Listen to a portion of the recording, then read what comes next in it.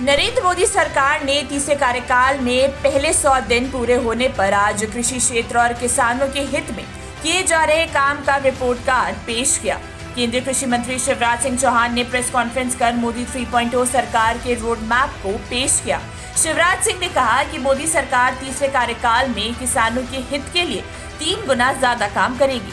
शिवराज सिंह ने पहले 100 दिन में किए काम की जानकारी देते हुए कहा कि प्रधानमंत्री ने तीसरी बार जिम्मेदारी संभालते ही पीएम किसान कल्याण सम्मान निधि के 21,000 करोड़ की किस्त जारी की थी, जिसका फायदा 9.26 करोड़ किसानों को दिया गया। प्रधानमंत्री किसान सम्मान निधि पहला फैसला किया था प्रधानमंत्री जी ने तीसरी कार्यकाल का, जो किसानों के खाते में वो डाली जाएगी। और आप जानते हैं कि लगभग 9.5 करोड़ किसानों के खाते में 21,000 करोड़ रुपए की किसान सम्मान निधि की राशि सीधे डीबीटी की गई थी। उसके साथ हमने फैसला किया कि जो छूट गए, कई जगह शिकायत आती थी, किसी गांव में 5, किसी गांव में 10 किसान छूट गए, तो एक ड्राइव चलाई जिसमें 25 लाख नए नाम और हमने किसानों पे जोड़े हैं। और हमारा संकल्प है एक किसान को भी हमको नहीं छोड़ना है।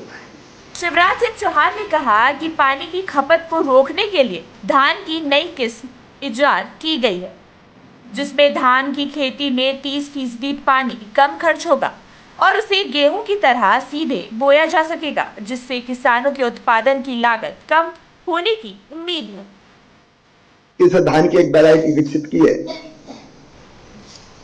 जिसमें 30% पानी कम लगेगा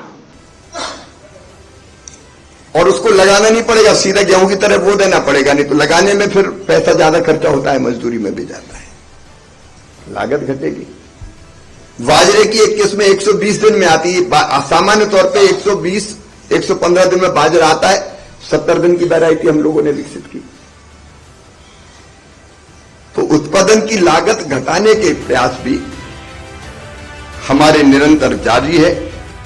कृषि मंत्री ने कहा कि किसानों की फसल का उत्पादन बढ़ाने के लिए 65 फसलों की 109 नई किस्में जारी की गई, जो जलवायु अनुकूल, कीट प्रतिरोधी और अधिक उपज वाली है। शिवराज सिंह चौहान ने कहा कि मोदी सरकार को किसानों को समय पर सस्ता फर्टिलाइजर उपलब्ध कराने के लिए प्रतिबद्ध है।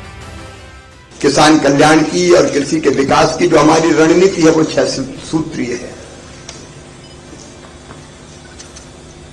एक, उत्पादन बढ़ाना। पिछले दिनों जो फैसले किए गए उसमें एक प्रमुख फैसला था 65 फसलों की 109 प्रजातियों के नए बीज प्रधानमंत्री जी ने किसानों को समर्पित किए थे। और वो किसी हाल में नहीं, खेत में जाके ही किए थे।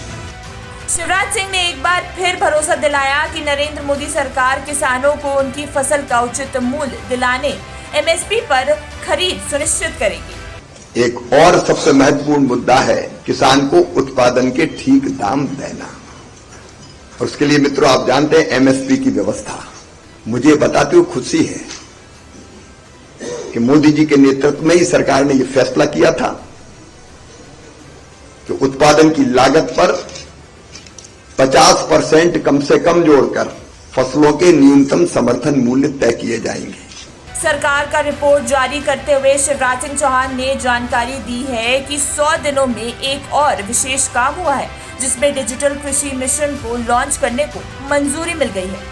नेशनल पेस्ट सर्विलेंस सिस्टम किसानों के लिए बहुत महत्वपूर्ण है और किसानों ने इसका उपयोग करना प्रारंभ भी कर दिया है। केंद्रीय कृषि मंत्री ने जानकारी दी कि वो आधुनिक किसान चौपाल अक्टूबर में प्रारंभ करने वाले हैं, जिसके जरिए लैब टू लैब वैज्ञानिक किसानों तक जानकारियां पहुंचाएंगे।